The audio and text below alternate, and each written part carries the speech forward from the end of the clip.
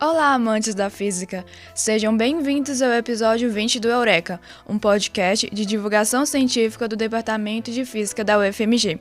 Eu sou Victoria Alves, estudante de jornalismo aqui da UFMG.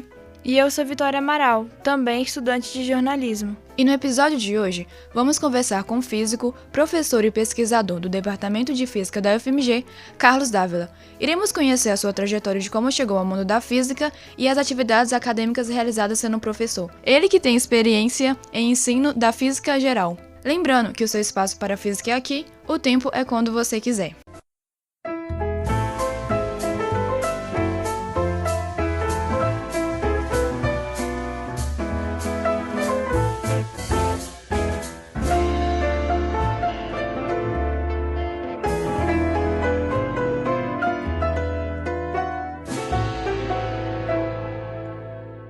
Olá, professor, tudo bem? A gente queria agradecer ao senhor por ter aceitado conversar conosco.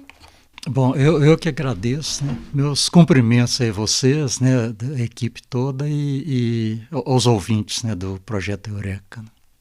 Bom, para quem não conhece, Carlos Dávila é graduado, mestrado e doutorado em Física pela UFMG. É professor de Física desde 1976, tendo experiência na área de ensino da Física Geral, e é um dos participantes ativos do projeto de extensão Quarta Crescente. Professor, para começar, eu queria que você contasse um pouquinho de como foi sua trajetória até chegar à graduação de Física, como que você escolheu o curso e por quê? Bom, acho que interesse assim, por Física, acho que é bem antigo, né? Aliás, eu já sou uma pessoa assim, já mais velha, né? Então, por exemplo, eu pequeno, né? Eu vivenciei a corrida espacial, né, o lançamento do Sputnik, né, Gagarin, né, depois a descida do homem à Lua. Então, de criança eu tive interesse, né, relativo a essas coisas, né. Até assim, a gente chegava a fazer foguetinhos, né, tá? Então, interesse nesse tipo de coisa já é bem antigo, né. Gostava de matemática, né? Por exemplo, desde de mais novo, assim, gostava de resolver problemas, né? Acho que um livro até que me influenciou muito foi do autor, né? Com o pseudônimo Malbataan, O Homem que Calculava. Então tinha vários... Eu gostava, sabe, de resolver problemas de matemática, né? E a física, esse interesse por física foi acontecendo, né, aos poucos, né? Assim, minha época vivenciou um interesse grande em divulgação científica, né, que acontecia, acho que isso aí, talvez devido, quer dizer, o pessoal comenta, devido à corrida espacial, né, acho que os Estados Unidos, né, sentiu necessidade de investir em ciência, né, no ensino e divulgação, e isso acabou propagando aqui no Brasil, sabe? Mais novo mesmo, né, eu lembro de uma revista que me influenciou muito, né, saía em banca de revista e meu pai comprava, né, uma revista de origem inglesa, no Brasil foi chamada de Tecnirama, né. Então acho que eu tenho até hoje, encadernado, deu uns 10 volumes, e assim, do ponto de vista científico muito boa, sabe? Os artigos eram escritos inclusive, prêmio Nobel, né, em inglês, né, participou da edição da revista. Então tinha temas, né, de ciência em geral. Isso aí acho que me influenciou bastante, né? E uma qualidade muito boa, né? Bom, posteriormente, no fim quer dizer, na época chamava científico, né? Eu li alguns livros e um autor que eu acho que teve uma influência marcante, né, foi um matemático, né, o Norbert Wiener, que criou, de certa forma, a ideia de cibernética, né? Então eu li uns 2 livros dele. Então, o interesse por física e até matemática, né? Na época até computação também, foi muito, muito grande, né? Então, acho que foi uma pessoa que teve leituras, né, dos livros, os 2 livros que eu li dele, né, a influência foi muito grande, né. E eu acho isso muito legal, né? Que, por exemplo, a gente meio que não toca muito nessa coisa de corrida espacial, porque a gente é um pouco mais nova e ele viveu. Isso é muito legal. E influenciou também diretamente na sua escolha. Meio que dá pra ter um tato na história, assim, de alguma forma. Sim. Além dessa ideia que você já tinha, já gostava dessa área, ainda tinha esse contexto por fora, né? Isso é muito legal. E agora vamos falar um pouquinho da sua trajetória acadêmica.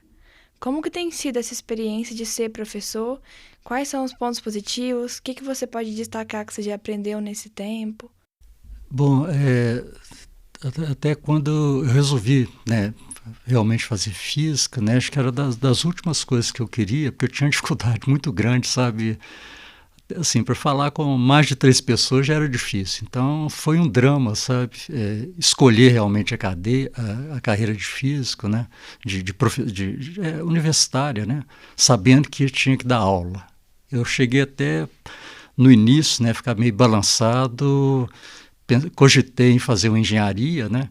E depois estudar física como hobby, né? Quer dizer, no final eu acabei encarando mesmo, né? O processo foi bem complicado, né? Assim, de começar a dar aula, mas no final acho que me adaptei e acho que é das coisas que eu gosto mais atualmente, né? Quer dizer, a respeito da carreira aula, eu gosto muito, eu acho que é uma dificuldade, acho que todo mundo tem, eu acho que ninguém, não imagino que ninguém goste muito, é de corrigir provas, mas faz parte, né? Então... quer dizer, eu tenho gostado muito, sabe, de dar aulas. Eu ia perguntar quais são os pontos negativos. Alguma coisa eu acho fora que o ponto negativo mesmo seria corrigir prova, eu acho. Sabe? O Elmo veio conversar com a gente no episódio passado, na verdade, nos episódios anteriores, e ele falou que você é muito ativo na sala de demonstrações, porque você usa um método ativo de pegar as coisas e mostrar para os alunos para não ser uma aula muito maçante. E esse é um método de ensino bem interessante para não deixar a aula densa e cansativa. Explica para nós como essa abordagem ajuda os alunos na compreensão das disciplinas estudadas. Bom, tem um aspecto aí, né, que a física faz parte do nosso dia a dia, né? O tempo todo você está deparando com situações, né, que envolvem física. Então, eu acho importante, né, durante a aula, você fazer esse vínculo. Então, tem esse aspecto, né, de você mostrar, né, que a física não é simplesmente aqueles cálculos, né, que você fica fazendo no quadro, né, desvinculado da realidade. Né? Então, fica uma coisa bem patente mesmo na aula você apresentar os fenômenos físicos. Né? E eu gosto muito de fazer conexão, quer dizer, eu acho que uma coisa importante, né, na aula, acho que prende atenção, é você perceber que as ideias têm um encadeamento, né? Você tem um raciocínio por trás, uma lógica por trás. Né? Então, eu acho muito bom na aula, assim, quando você está dando aula, quando você consegue ligar as várias ideias, né? As coisas que você está mostrando, os cálculos, né? E vincular isso com demonstrações, né? Eu acho uma experiência bem rica. E tem essa vantagem, né, que você quebra a rotina da aula. Então, demonstração, por exemplo, eu não gosto simplesmente, por exemplo, deixar uma aula reservada para demonstração. Né? Eu gosto de entremear, sabe? Tá explicando uma certa lei, um certo fenômeno, então você faz o cálculo, né? Você mostra as coisas lá no quadro, né? E, ao mesmo tempo, você mostra a realidade daquilo, né? Mostra o fenômeno lá acontecendo, sabe? Então, eu acho essa inter-relação, né, entre a teoria, né, e o que você realmente observa ali, eu acho que isso é fundamental. E eu acho que tem esse aspecto, né, tentativa de deixar patente, né, que o que você está fazendo não é uma coisa abstrata, né, não é desvinculado da realidade. Né? Então, esse vínculo com a realidade eu acho importante e eu acho que isso aí dá resultado, sabe? Mostrar os fenômenos acontecendo, né? E o cálculo, né? A parte algébrica lá, acho que em termos das leis, né? Acho que é importante. Né? Com certeza, né? Dá para fazer mais associação e tudo mais. Professor, um trabalho bem interessante que você realiza é a quarta crescente. Como que esse projeto surgiu e como que ele funciona? Você podia explicar mais ou menos sobre ele pra gente? Tá. Antes um pouquinho, né, eu queria comentar, houve um projeto aí já bem mais antigo, né, que durou muito, mais de 20 anos, né, que foi, era na Serra da Piedade, né, o coordenador, o professor Renato Las Casas, né, que coordenava esse projeto, e era todo primeiro sábado de cada mês, o Observatório da Serra da Piedade era aberto ao público. Isso aí eu cheguei a participar. Aliás, uma pessoa que deu muita força a isso, principalmente no início, foi a professora Beatriz Alvarenga, né? Apesar de eu não ser da área de astronomia, né, a gente participava desse projeto, porque a astronomia tem um problema, né? Você pode marcar, né, um evento desse para o público e de repente chega aquela multidão lá, aquele punhado de pessoas e o céu fechou, né? Então você tem que ter uma carta na manga lá para resolver a situação, né? Então as palestras, né, ajudavam nisso, e a gente levava também muitos experimentos desses de física, sabe, para mostrar para o público, né? O público em geral, então vai desde criança, né, até adultos, às vezes até professores, né, também, né? Então esse projeto aí do aberto ao público, né, funcionou por bem mais de 20 anos. Eu talvez tenha participado uns 23 anos, né? Ele foi encerrado, né, mais recentemente, quer dizer, antes da pandemia, né? E aí acho que o pessoal sentiu, acho que o Renato Las Casas sentiu uma necessidade de dar continuação, né? O Observatório da Serra da Piedade, né?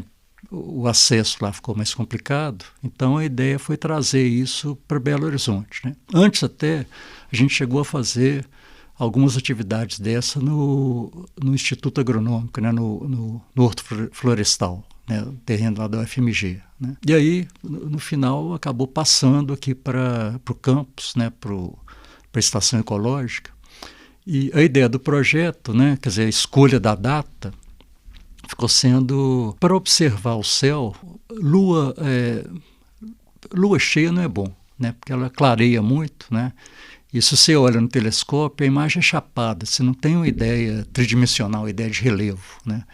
Então, uma lua crescente ou minguante, né, é melhor, porque a iluminação ali permite ver o relevo, ela não ofusca tanto, né, os telescópios, a claridade da lua, né? Então, resolveu estabelecer que seria nas datas de lua crescente, né? Então chamou o projeto Lua Crescente, né? Quarta Crescente, né? Outro problema também é época do ano, né? Fim do ano, por exemplo, a gente tem muita umidade, né? Chuva, tempo fechado, né? Então esse projeto costuma funcionar. Por exemplo, esse ano acho que começou, se não me engano, não sei se foi em abril ou maio, né? E deve terminar agora em agosto, né? Então, o Renato Las Casas, né, que idealizou esse projeto, né, um outro professor, né, que aí mais ligado à física, né, que eu tive colaboração maior, o Fernando Augusto Batista, né, ele até criou um projeto de física fácil que era vinculado a esse projeto lá da Serra da Piedade e posteriormente ao Quarta Crescente, né. Então, acho que a ideia era mais de mostrar experimentos de física, né? E os dois professores, né, o Renato Las Casas e o Fernando Augusto Batista, aposentaram, né? Então, atualmente, quem está tocando esse projeto é o professor Guilherme da Silva Lima, né? Ele que é o coordenador. E aí eu tenho sido convidado, às vezes, né, para dar algumas palestras lá. Então, esse ano eu participei, né, dando algumas palestras lá, né? Então, no caso, como que acontecem as palestras? É sobre um tema específico? É aberto o público para geral? Como é que é? Não, assim, olha, é bom, às vezes, quando o tema tem a ver com astronomia.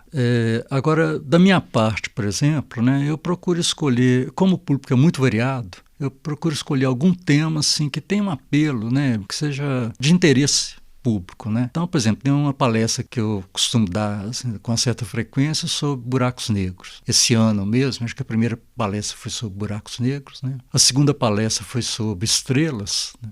Apesar de eu não não sou entendido, né, na parte de astrofísica, né, mas a ideia era para público geral mais tranquilo, né, e vinculando nessas palestras demonstrações. Então, por exemplo, na palestra sobre estrelas, né, a gente mostrava um modelinho, né, com esferinhas agitadas, né, pode ser agitadas por um vibrador, para simular pressão. Então, mostrar como que o conceito de pressão, como que a pressão sustenta uma estrela, né, resultante aí das reações nucleares no interior. E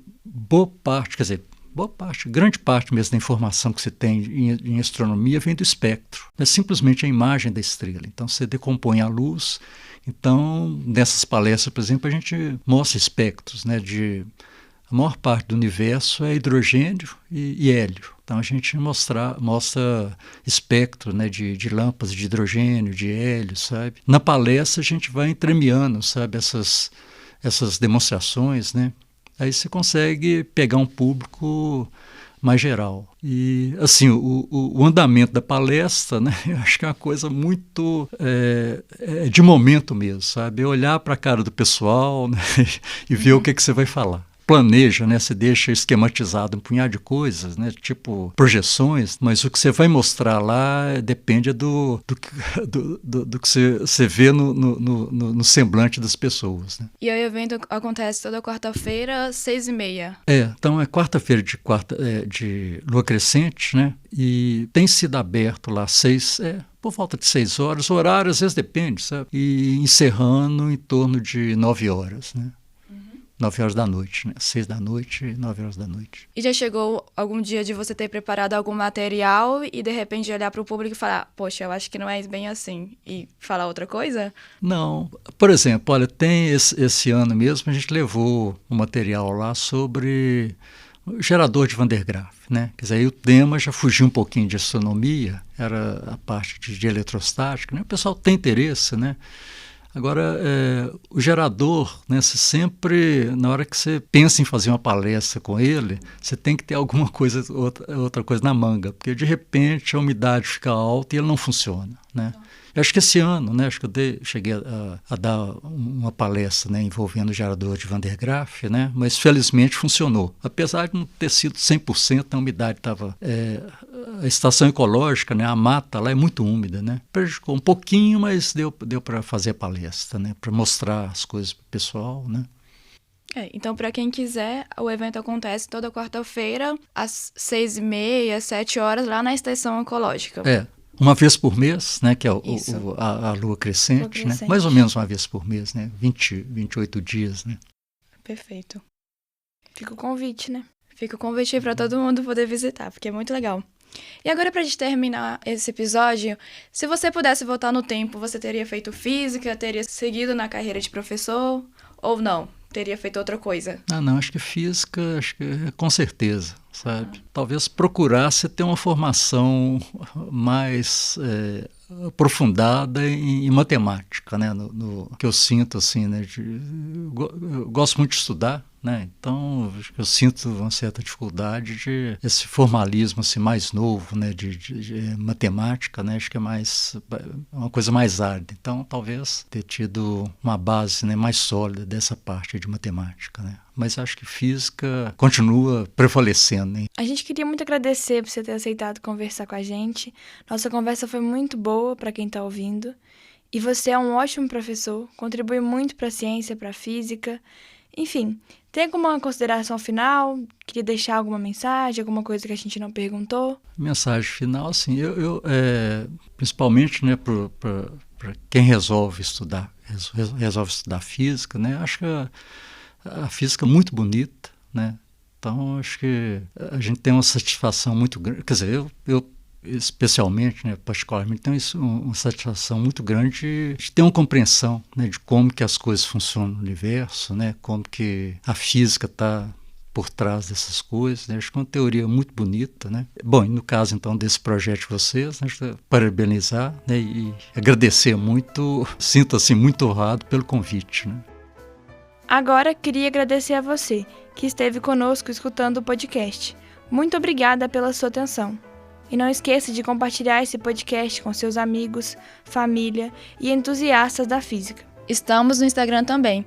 Lá você pode saber de antemão quais serão os próximos convidados e, é claro, além de outros conteúdos incríveis sobre a física. Então segue a gente lá, @EurekaPodcastUFMG. Nos vemos no próximo episódio, onde continuaremos a nossa conversa com o professor Carlos Dávila. Ele irá nos contar sobre o paradoxo da simultaneidade e outras coisas. Este podcast é um projeto de extensão do Departamento de Física, orientado pelo professor e pós-doutor Bruce Veiga e pela bibliotecária-chefe Gislene Rodrigues. Roteiro assinado por Júlia Manata e Victoria Alves. Edição de Victoria Alves. Gravado no Laboratório de Experimentações Sonoras da Fafiche, na UFMG.